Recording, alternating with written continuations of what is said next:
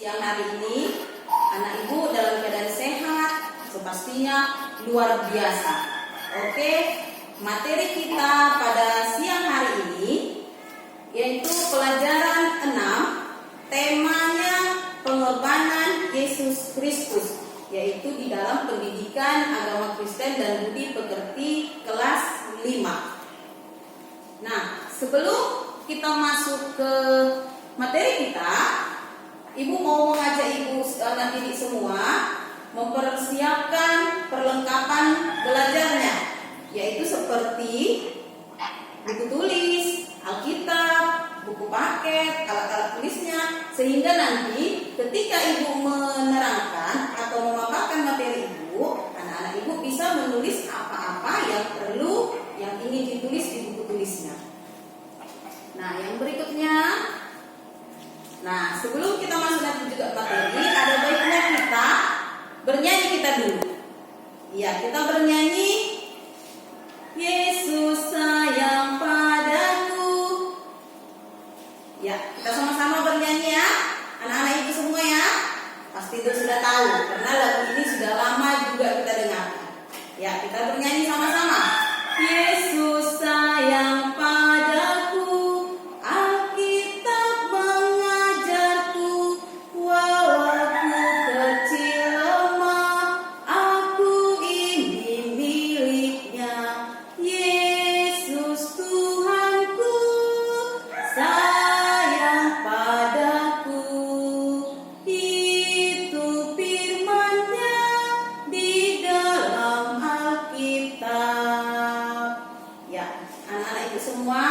Kita satukan hati kita bersatu di dalam doa.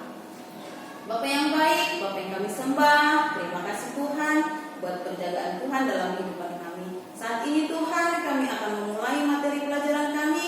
Kiranya turunkan Roh Kudus-Mu bagi kami, supaya kami bisa mengerti apa isi materi yang disampaikan oleh guru kepada kami. Berkati kami Tuhan, berikan kepada kami roh kepintaran. Dalam nama Yesus Kristus kami berdoa dan mengucapkan syukur di hadapan Tuhan. Amin.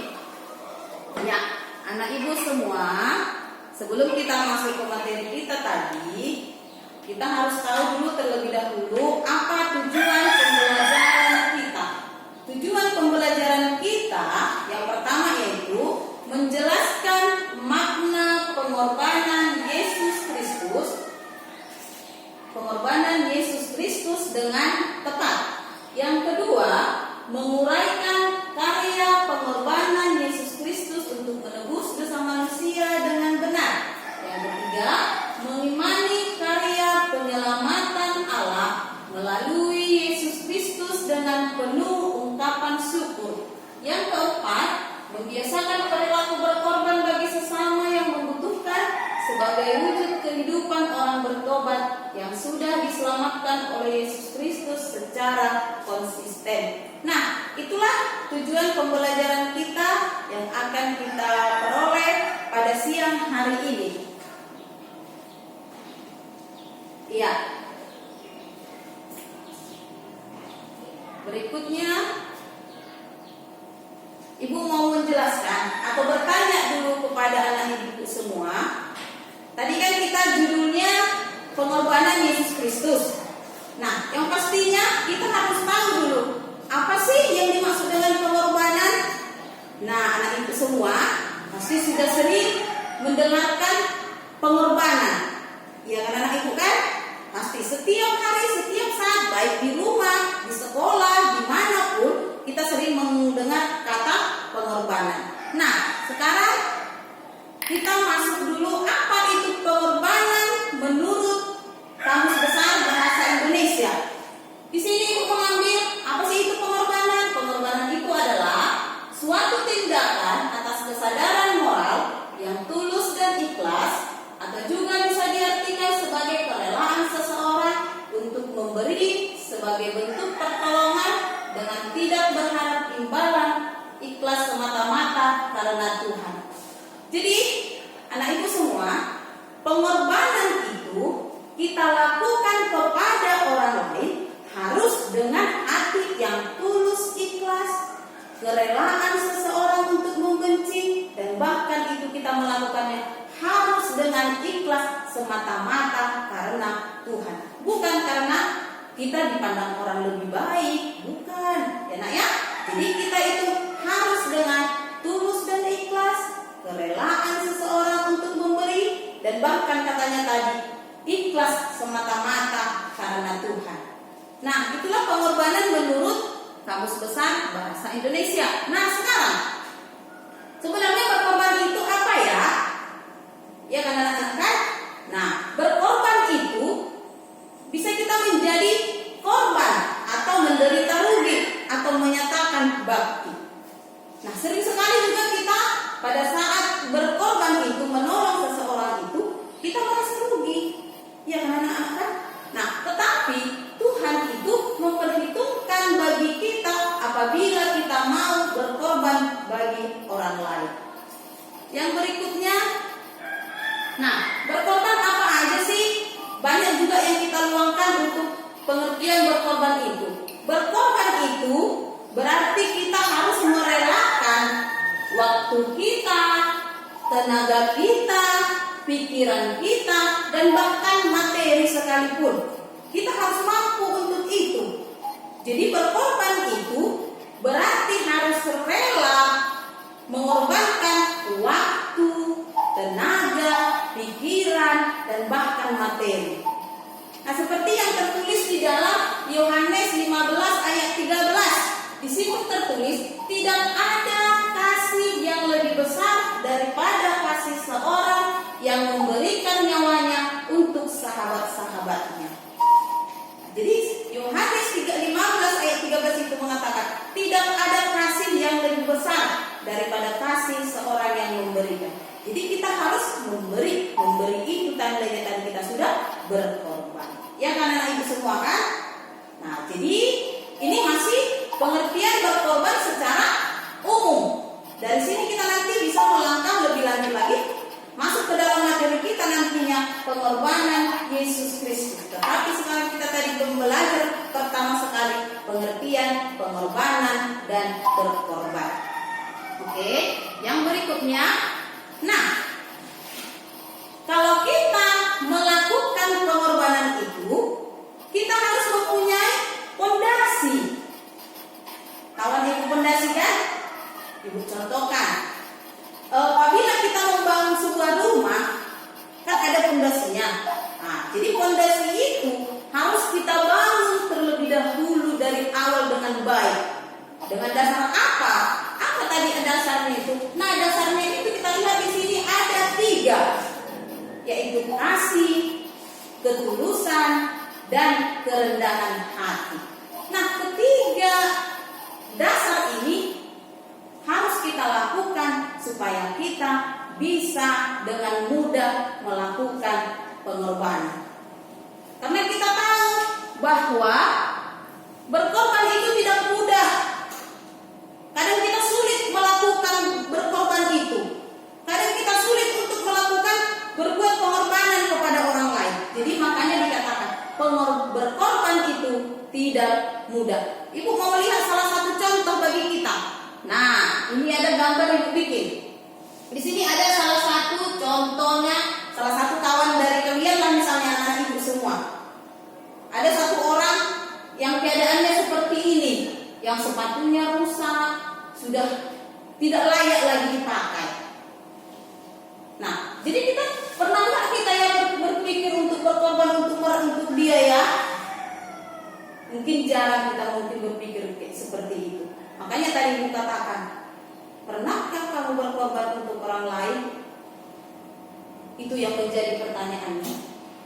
Nah, jadi setelah kita nanti mendengarkan pengorbanan Yesus Kristus itu, mungkin anak ibu semua di sini mungkin semakin tergugah hatinya supaya bisa lebih lagi berkorban kepada orang lain dan bisa memberikan sedikit tadi materi ataupun yang lain yang sudah tidak layak kita pakai atau yang sudah tidak kita pakai lagi, kita berikan kepada orang lain.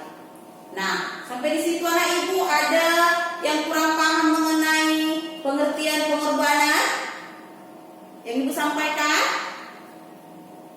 Iya, kalau tidak ada sekarang kita masuk ke materi kita. Materi kita tadi adalah pengorbanan Yesus Kristus. Nah, pengorbanan Yesus Kristus ini kita bisa baca dia di dalam Matius 27 ayat 32 sampai 56. Matius 27 ayat 32 sampai dengan 56. Di sana dia menceritakan tentang kisah penyaliban Yesus sampai kepada kematian Tuhan Yesus. Nah, sekarang apa itu pengorbanan Yesus Kristus? Nah, Ibu mau menjelaskan. Dengarkan semua anak Ibu. Oke, kita lanjut. Pengorbanan Yesus Kristus itu kita lihat di sini. Ada dibuat di sini turun ke dunia, berinkarnasi menjadi manusia, dan bahkan dia sampai mati di kayu salib. Nah, Tuhan Yesus turun ke dunia, dia meninggalkan segala tahtanya di surga sana, dan bahkan dia berinkarnasi menjadi manusia. Jadi Tuhan Yesus itu merasakan apa yang kita rasakan pada saat ini. Contohnya, Tuhan Yesus itu merasakan kelaparan, Tuhan Yesus itu merasakan penderitaan, Tuhan Yesus itu merasakan penyiksaan, Tuhan Yesus itu merasakan ejekan-ejekan dari orang lain, dan bahkan tadi katanya sampai mati di kayu salib.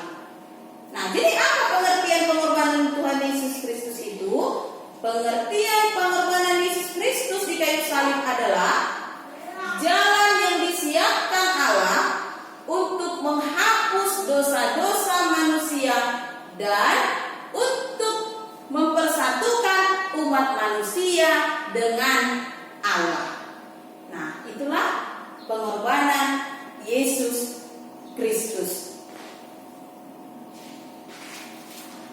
Ya, sebelum masuk kita nanti kepada penderitaannya, tadi ada yang mau bertanya sama Ibu mengenai pengertian pengorbanan Yesus Kristus itu. Apa pengertiannya?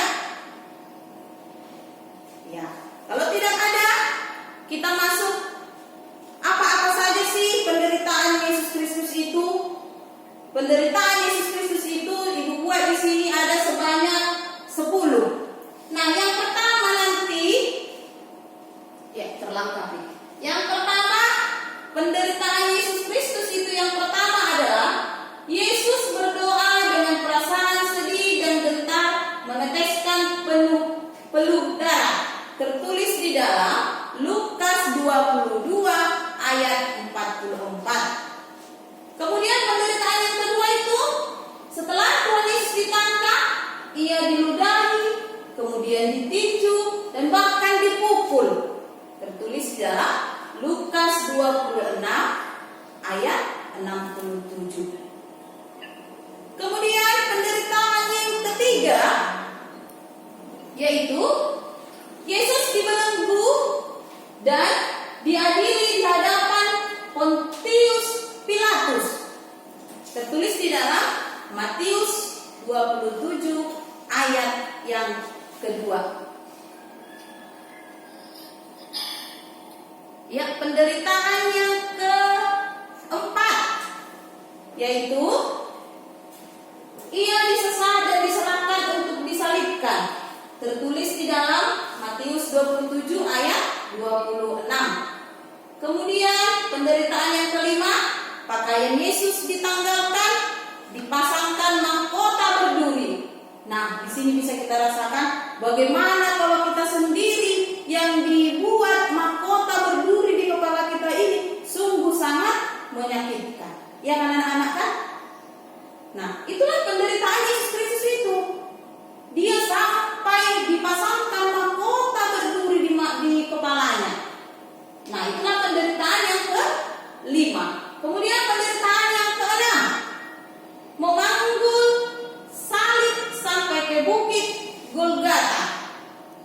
Itu bisa kita baca di dalam Matius 27 ayat 1. Ya. Kemudian yang berikutnya penderitaan yang ketujuh. Penderitaan yang ketujuh, ia disalibkan. Kita baca nanti di dalam Matius 27 ayat 32 sampai 38. Nah, kemudian penderitaan yang ke-8. Tuhan Yesus sudah tergantung di kayu salib dan bahkan ditonton oleh banyak orang, dipukuli, dipenuh dengan luka, dicaci maki, dan bahkan banyak lagi penderitaan yang bisa kita lihat. Penderitaan Tuhan Yesus itu ini yang tertulis di dalam Matius 27 ayat 39 sampai 44. Kemudian penderitaan yang ke-9, yaitu dia merasa sendiri. Kemudian dia ditinggalkan, maka dia berkata, Eli, Eli lama sabatani. Yang artinya itu Tuhan Yesus itu mengatakan, Allahku, Allahku, mengapa engkau meninggalkan aku? Tertulis di dalam Matius 27 ayat 46. Nah, kemudian penderitaan Tuhan Yesus yang terakhir. Nah, inilah ujung dari penderitaan Tuhan Yesus itu.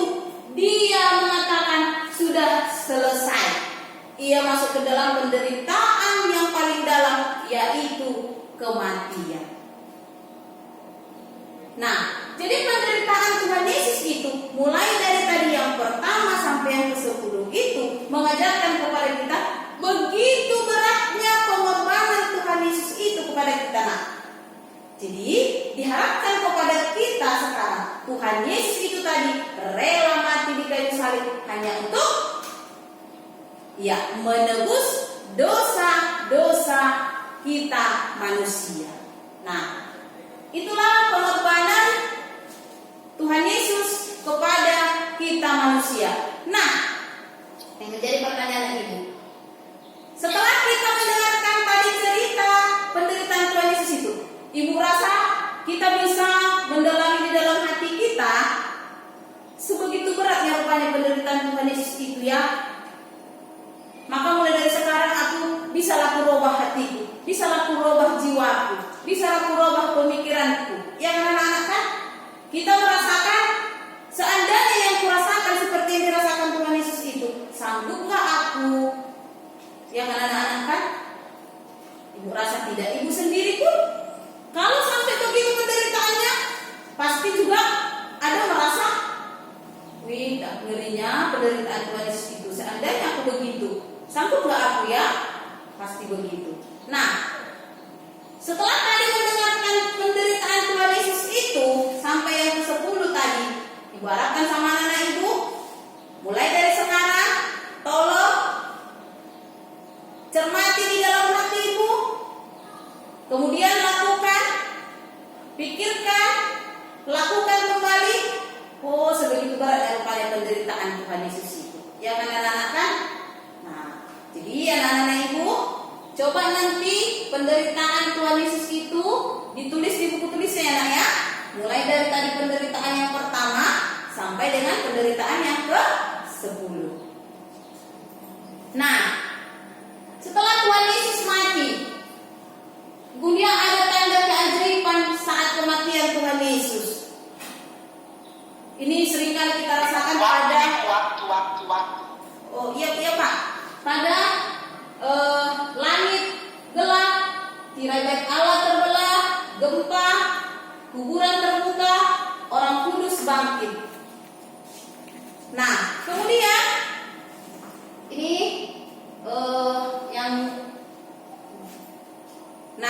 makna salib bagi orang percaya. Apa makna salib itu bagi orang percaya? Yang pertama, penebusan dari dosa, diperdamaikan dengan Allah, dibenarkan karena iman dan pengharapan. Nah, sampai di sini ada anak ibu yang bertanya tentang materinya? Tidak. Sekarang kita masuk ke tugas. Nah, ini tugas anak ibu ya. Maukah kamu berkorban untuk orang lain seperti yang diajarkan Yesus? Bagaimana caranya? Itu yang pertama. Yang kedua, nah, buat nanti seperti ini, tindakan atau perbuatan yang berkorban. Kemudian hal apa kamu berkorban? Tulis nanti di situ. Ya nak ya?